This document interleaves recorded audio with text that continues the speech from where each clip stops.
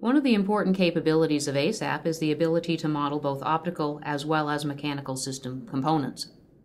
To demonstrate this, what I'm going to do is open a lens design file that in this particular case was created within Zemax. And when I go to my file and open, I'm just going to go down and select files of the Zemax file type. And I have an objective lens that I've optimized. And then I'm just going to open this file. And ASAP will automatically create for me an ASAP script file that shows what this lens looks like, but it will only be the optical components. So I'll just select my preferences, click on OK, and now I have my lens design. I have the information about my optical materials, idealized coatings, and all of the surfaces as well. If I run this file, we can see the lens layout, and we'll also see some rays that are being drawn from an on-axis field point. Now, an important consideration in this particular design is that a technique of vignetting was used to improve the performance across the field of view of this design. What that means is the lenses are deliberately undersized to block some of the light from passing through the system.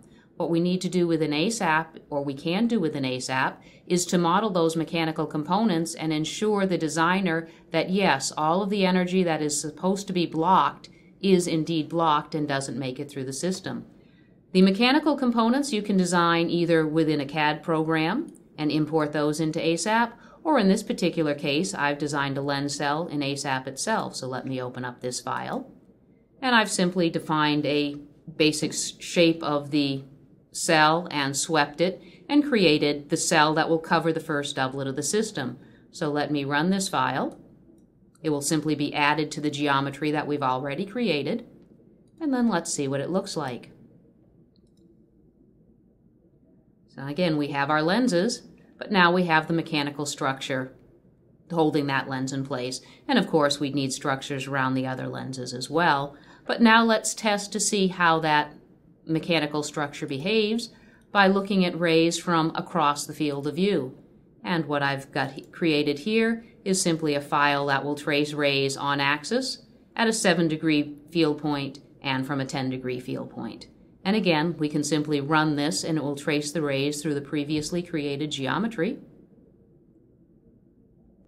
And what we can see here is that indeed these rays that the designer intended to not have make it through the system will be blocked by the mechanical structures. And of course, we could do further analysis at the image location to verify this as well.